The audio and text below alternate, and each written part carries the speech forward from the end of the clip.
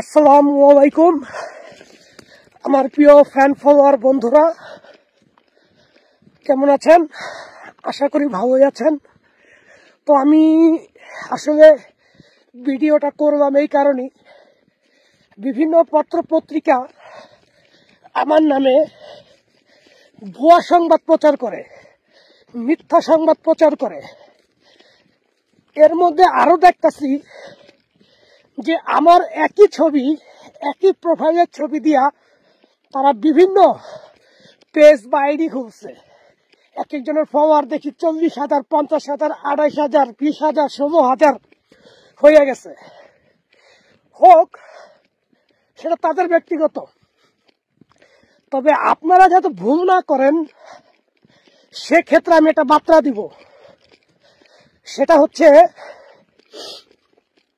আমার অরিজিনাল আইডিটা কিভাবে আপনারা বুঝবেন?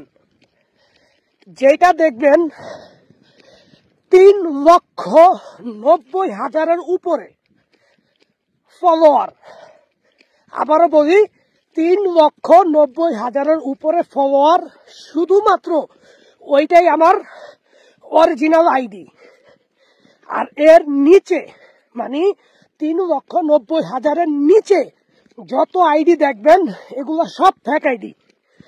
যদি আমাকে ভালোবাসেন, যদি আমাকে আপনারা পছন্দ করেন বাংলাদেশের নাগরিক এবং আপনাদের প্রিয় ভাই বন্ধু হিসেবে বা আপনাদের প্রিয় সন্তান হিসেবে, তাহলে ওই ধরনের ফেক আইডি গুলা আপনারা রিপোর্ট মারবেন। এটা আপনাদের সকলের কাছে, আমার প্রিয় ফ্যান ফলোয়ার সকলের কাছে আমার এটা অনুরোধ। দয়া করে আপনারা আমার এই অনুরোধটা রাখবেন। আর পত্রিকা আমার নামে অনেক ভুয়া সংবাদ প্রচার করে, সঠিকটা আমি আপনাদের বলে দেই। সেটা হচ্ছে, আমার নাম মোহাম্মদ সোহেল সর্দার নীরব।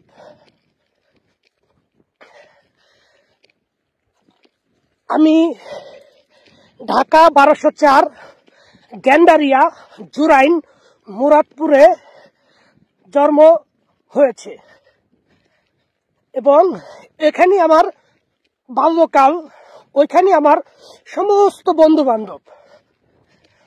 তো 2005 সালে আমি এসএসসি পরীক্ষা দেই এবং পরীক্ষায় পাশ করে 2005-এই ঢাকার পুরান টাউন কবি নজরুল গভর্নমেন্ট অ্যান্ড কলেজ ইউনিভার্সিটিতে আমি ভর্তি হই মানবিক শাখায়। সেখান থেকে আমি এইচএসসি ইন্টারমিডিয়েট পাস করি এবং একই ভার্সিটির মধ্যে আমি ডিগ্রি বিএসএস কমপ্লিট করি। তারপর জীবনকে উন্নয়নশীল যাত্রায় নিয়ে যাওয়ার জন্য প্রবাসে পাড়ি দেই।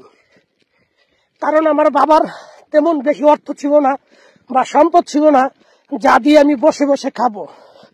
নিজেই একটা সংগ্রাম করার জন্য প্রবাসী হই। তারপর আমি 2012 সালে সৌদি আরব যাই এবং 2022 সালে সৌদি আরব থেকে বাংলাদেশে ফিরে আসি।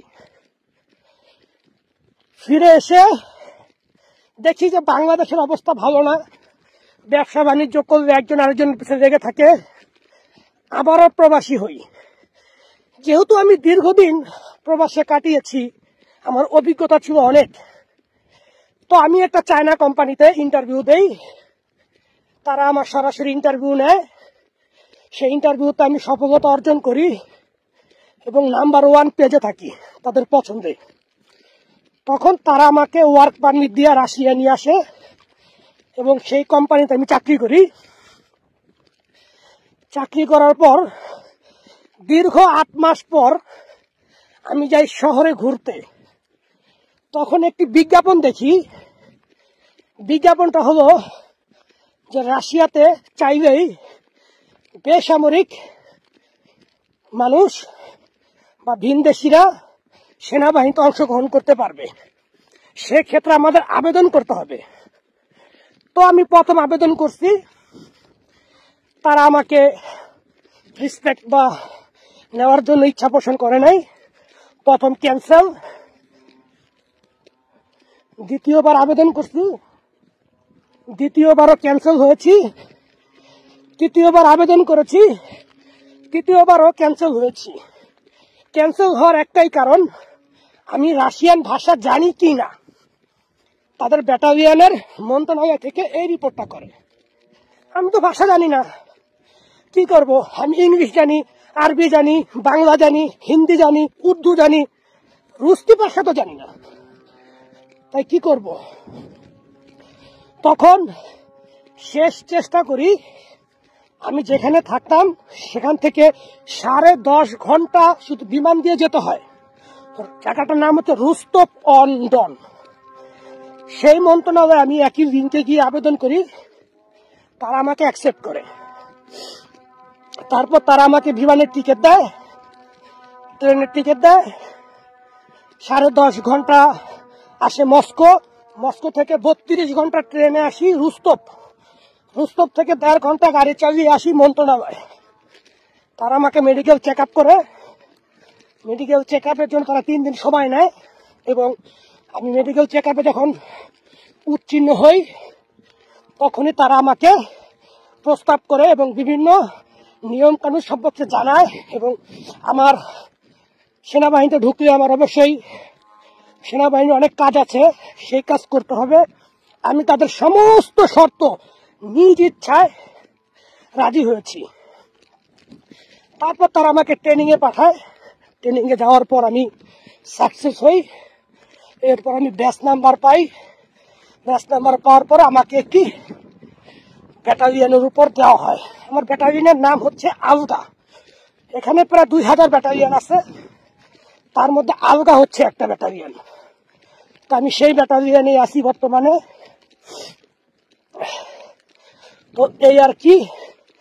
তো অনেক সংবাদ পত্রিকা বলে যে জোর করে নিয়ে আসে সেনাবাহিনীতে, না, এরকম কাউকে নাই জোর করে নিয়ে আসে। তবে একটা রাস্তা আছে, বাংলাদেশে কিছু অসাধুরা আছে যারা কিনা এই ধরনের 2 নম্বর কাজ করে।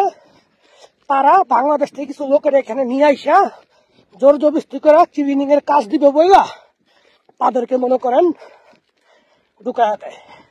তাদের জন্য খুবই দুঃখজনক, আমি এরকম লোক পাইছি। তবে তারা এখনো জীবিত আছে, আবার অনেকে মারাও গেছে, ওইটা বিষয় না। তবে আমাকে রাশিয়ান সরকার বা গভর্নমেন্ট জোর করে আমাকে দেয় নাই, আমি নিজের ইচ্ছা আসছি। কারণ একটাই, বাস্তব হলো অর্থের প্রয়োজন, আর অর্থ ইনকাম করতে হলে জীবনে রিস্ক নিতে হয়। সেটাই আমি জীবনে রিস্ক নিচ্ছি। 1 বছর উপর হয়ে গেছে, 1 বছর উপর হয়ে গেছে। আলহামদুলিল্লাহ, আপনাদের দোয়া আমি এখনো সুস্থ সবল আছি এবং সেনাবাহিনী থেকে অনেক মেডেল অর্জন করছি, সেই বিষয়ে পরে ভিডিও দিব। তো আলহামদুলিল্লাহ সব দিক থেকে ভালো আছি। তো এখন আবার কাজে ব্যস্ত হয়ে পড়বো। এখন আপনাদের সাথে কথা বলতে পারবো না। আপনারা শুধু যেটা দেখবেন 3,90,000-এর উপরে, সেইটাই শুধুমাত্র ফলো দিবেন। আর এর নিচে জাগতের পাবেন, সাথে সাথে বলুক মারবেন, ঠিক আছে? আর আমার বাড়ি হচ্ছে জোরাইন মুরাদপুর, আর আমার বাবার